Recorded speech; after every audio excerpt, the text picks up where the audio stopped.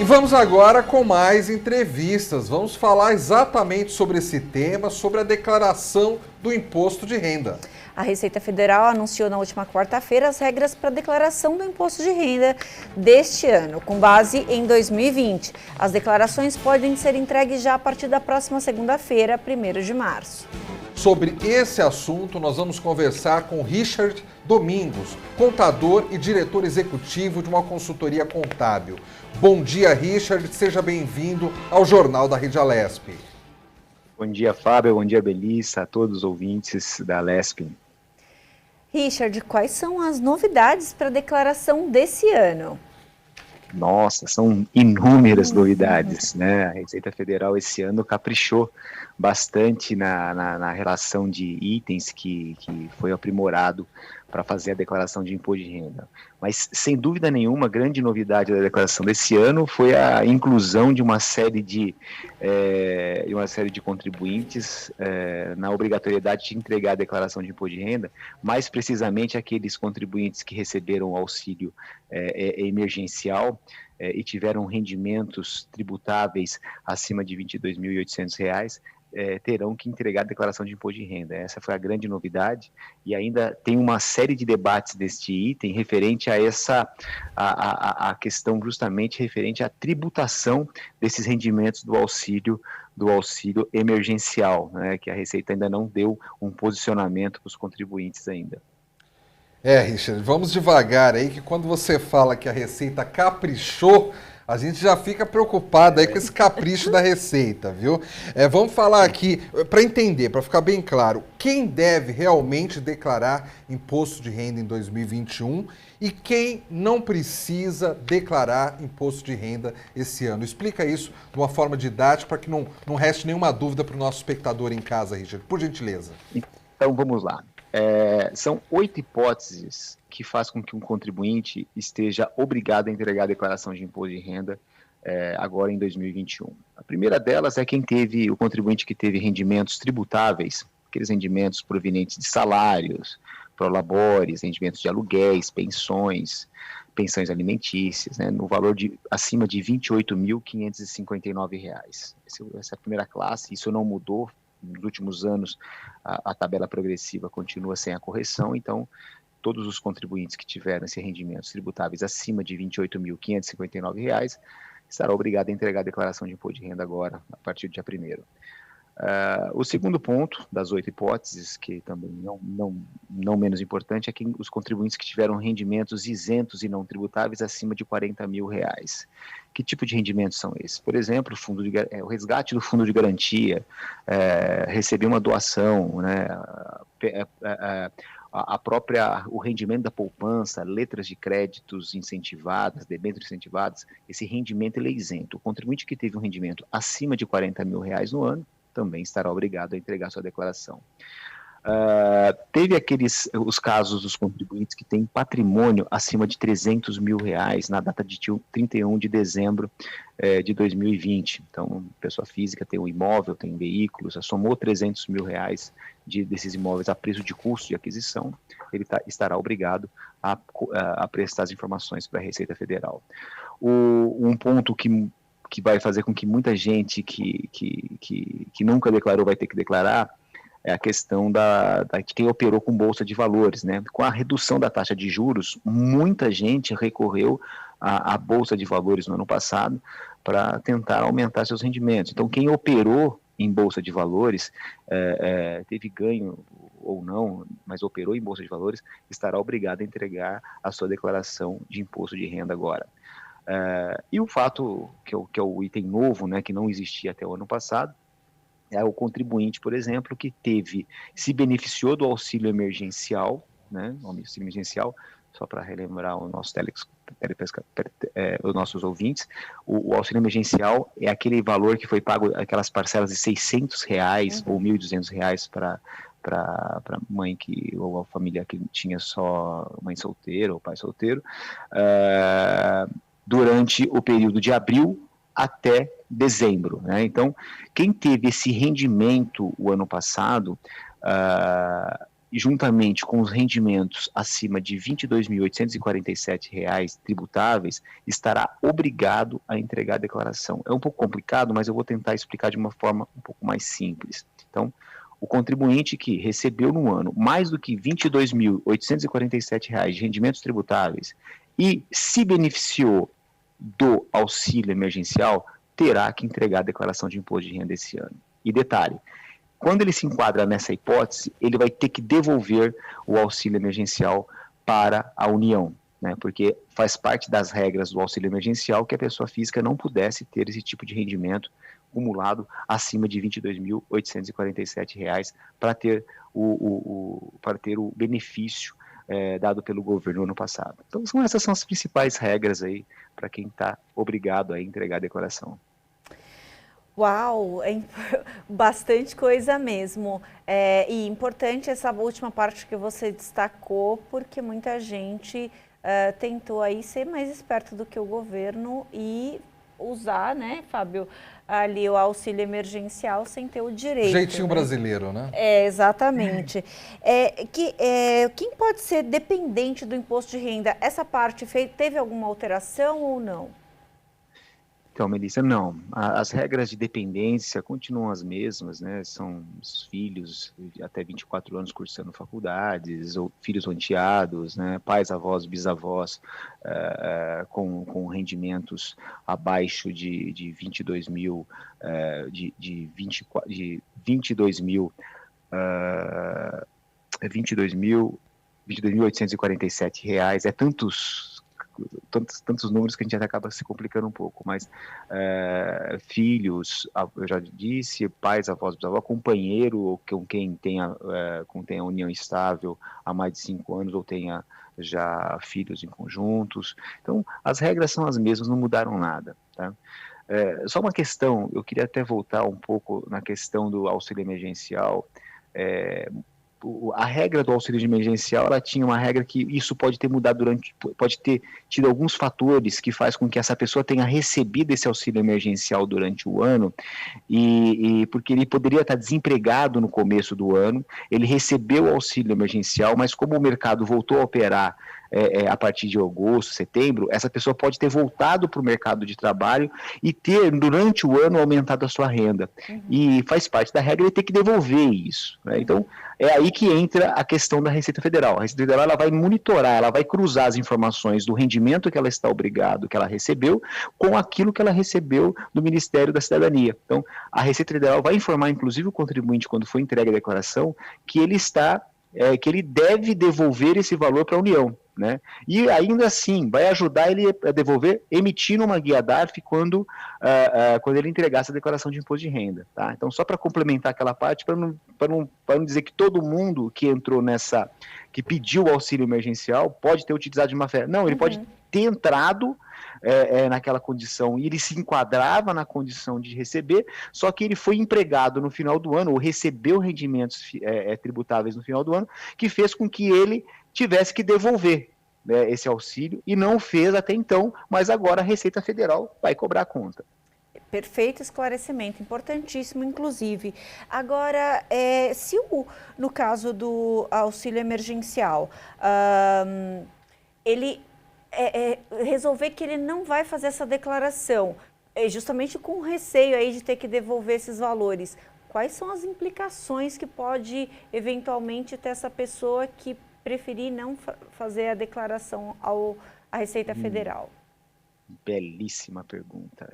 Hoje o sistema da Receita Federal do Brasil é um dos mais complexos e mais completos e complexos que existem, né? A Receita recebe informações de todos os tipos de canais na sua base de dados. Por exemplo, as administradoras de cartões de créditos remetem as informações referente a tudo que o contribuinte compra e vende, quanto ele gasta de cartão. Os bancos informam a movimentação financeira. As fontes pagadoras de renda declaram para a Receita Federal o quanto aquela pessoa recebeu de dinheiro tributável, não tributável, isento. Então, ou seja, a Receita ela tem as informações na sua base de dados, ainda que o contribuinte não venha prestar espontaneamente, ela consegue saber quem está e quem não está obrigado a entregar a declaração. Bom, o fato do contribuinte ter recebido, por exemplo, R$ 22.847 a título de rendimento tributável, por onde que a Receita vai receber isso? Por uma DIRF, uma declaração de imposto de renda retida na fonte emitido por quem contratou essa pessoa física, por uma DMED, uma DIMOB, que é por exemplo, uma imobiliária que administra um determinado aluguel, né, dessa pessoa física. Então, a Receita vai saber que essa pessoa estava sujeito a entregar a declaração. Se ela não entregar essa declaração, ele passa, primeiro, a ter o problema seguinte, ele vai começar a ter uma multa mínima de R$ 165, que essa multa pode ser majorada até 20% do imposto devido. Então, a Receita já sabe que essa pessoa está na situação de inadimplente frente a essa obrigação acessória.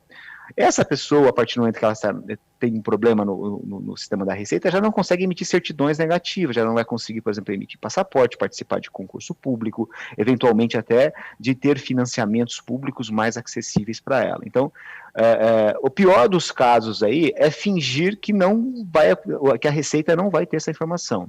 Tá? Então, a dica sempre para aquela pessoa que encontra-se na situação, a Receita está dando uma oportunidade dessa pessoa devolver o dinheiro, inclusive o Ministério da Cidadania tem uma forma que ela pode devolver o dinheiro da mesma forma que ela recebeu, ou seja, em parcelas, né?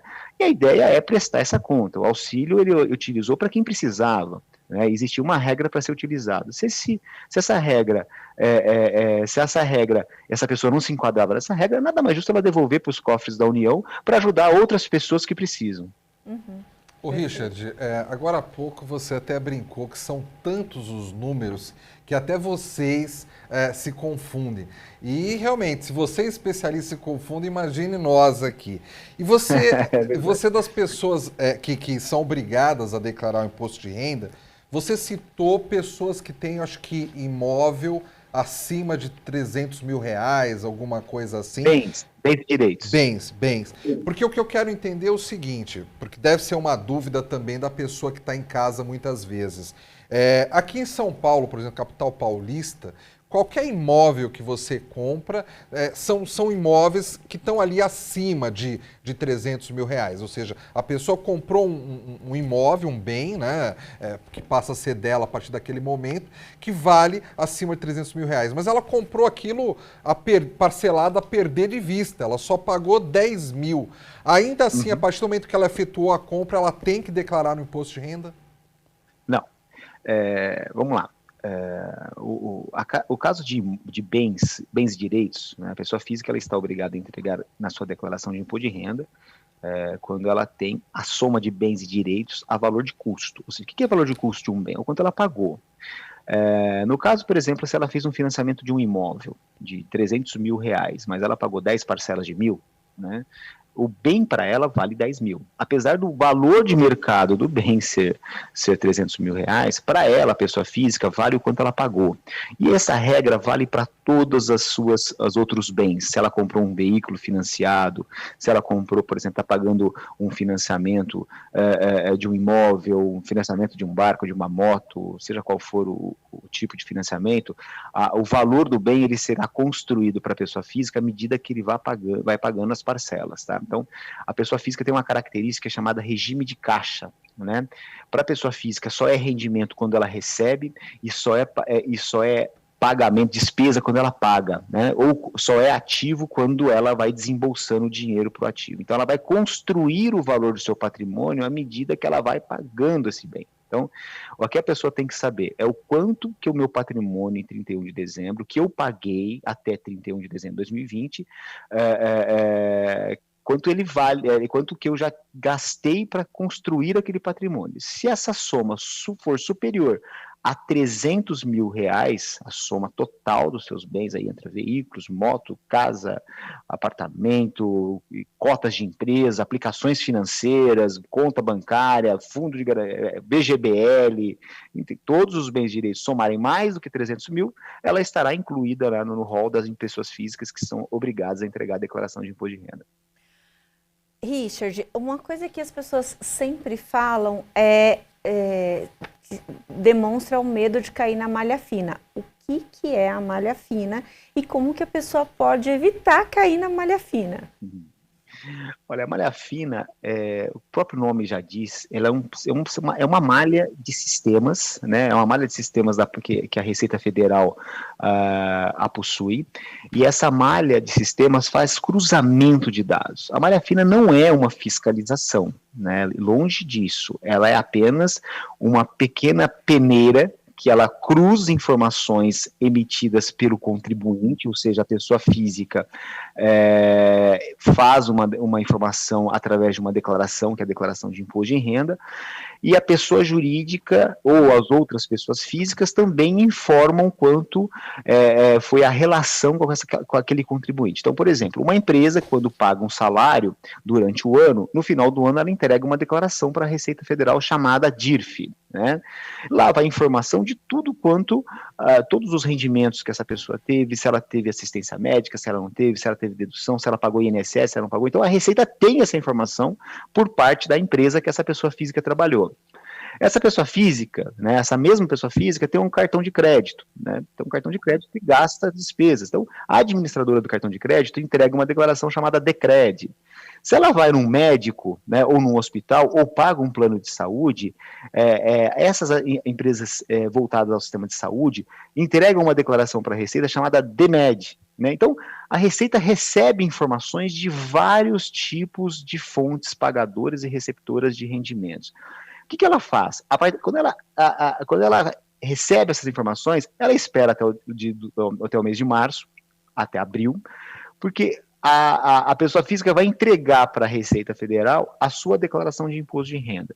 Na declaração de imposto de renda dela, vai exatamente o ponto contrário daquilo que foi informado pela pessoa jurídica. Por exemplo, se a pessoa jurídica fala que me pagou um salário, eu vou falar que eu recebi o salário. Então, isso tem que estar batendo. Quando essas informações cruzadas por esse sistema de malha, né, por isso chama malha, né, malha fiscal, ela não está coerente, a Receita represa essa declaração. Ela fala, não, olha, tem alguma coisa errada aqui.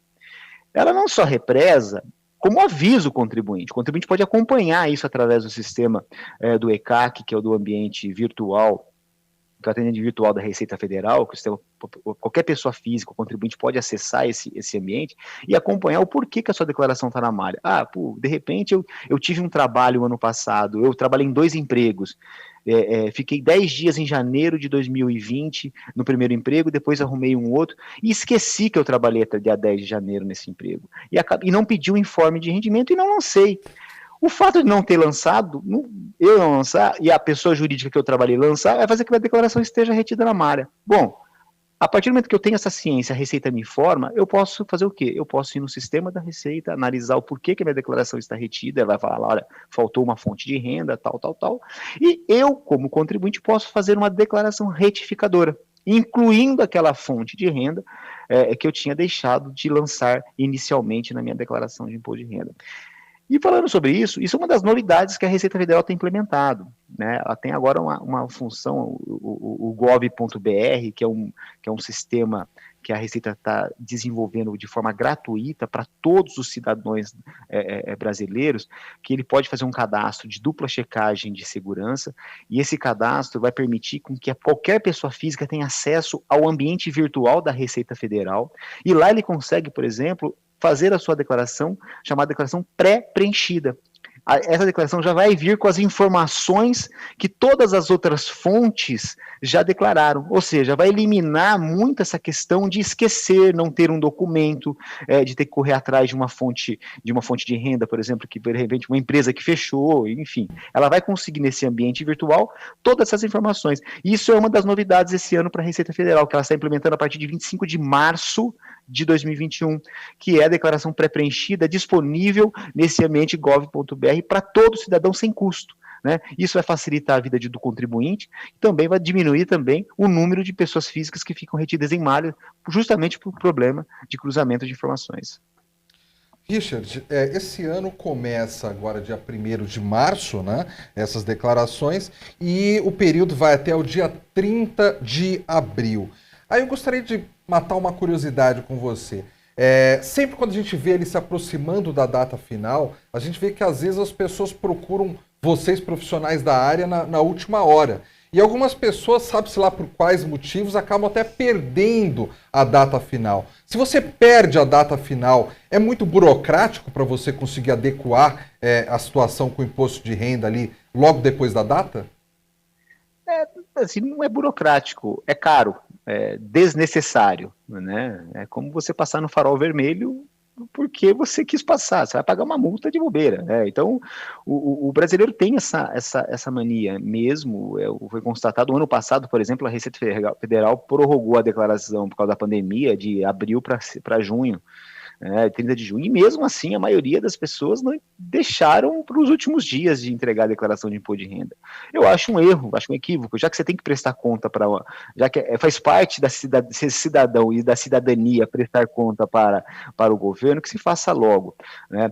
O grande problema de você não entregar a declaração de imposto de renda é justamente a primeira coisa é a penalidade. Você vai pagar uma multa mínima de R$165, que essa multa pode ser agravada em 20% do imposto devido, né, que só vai ser descoberto quando ele fizer a declaração de imposto de renda, né, desnecessariamente. O segundo problema é que enquanto ele não regularizar essa entrega da declaração de imposto de renda a partir de primeiro, dia 2 de maio, né, quando é liberado o sistema da Receita Federal para entregar declarações em atraso, ele vai ter o problema de não ter certidão negativa. Se ele precisar de um financiamento bancário e precisar de comprovar regularidade fiscal, ele não vai ter essa certidão. Se ele precisar emitir passaporte, também vai ter problema com esse tipo de documento. Se ele precisar participar de um concurso público, ele não vai conseguir participar, justamente porque também não vai ter a regularidade com a Receita Federal. Algum incentivo fiscal, por exemplo, teve muito problema no caso da pandemia, porque muitos CPFs estavam irregulares e o governo não queria pagar para ninguém que tinha o CPF irregular. Deu até um assunto muito polêmico na mídia, que se era certo a União não pagar para quem estava com o CPF irregular, ou seja, a União acabou abrindo mão por conta da pandemia, mas esse tipo de transtorno pode ocorrer com qualquer cidadão e ele vai descobrir isso sempre da pior forma, né? Eu acho que 60 dias é mais do que suficiente para você se organizar toda a documentação para entregar a declaração de imposto de renda com muita tranquilidade. Eu mesmo, por exemplo, já estou com a minha declaração praticamente pronta, só esperando o prazo para dar início da entrega a partir de segunda-feira. Muito bem, dando exemplo, com certeza. Richard Domingos, muito obrigada pelas suas informações e esclarecimentos aqui na manhã do Jornal da Rede Alesp. Muito obrigada e um ótimo dia para você. Obrigado, Melissa. Obrigado, Fábio. Tenha um bom dia para todos vocês, todos os telespectadores da Rede Alesp. Bom dia, bom trabalho, Richard. Melissa, eu achei muito interessante essa entrevista, porque realmente o brasileiro ele tem essa mania de deixar para a última hora. Eu já, por exemplo, já teve anos que eu deixei para a última hora, aí falo, não, nunca mais vou fazer isso, da próxima vez vou fazer nas primeiras semanas e deixo para a última hora de novo, né? E o interessante também é que quando a pessoa faz a declaração mais cedo, na hora de ela ter a restituição, ela recebe também mais cedo, né? Mas essa motivação não está funcionando, porque muita gente continua deixando para a última hora. Verdade. Então, eu achei também muito importante essa informação que ele deu, que, na verdade, a Receita Federal, se a gente for pensar isso, já tem todas as informações sobre todos nós, ele só quer que você preste essas informações para que ele bata com o que ele já tem lá no banco de dados. Isso é muito importante. Então, para quem quer alterar ali os números, para quem tem esse deslize de alterar os números, não faça isso.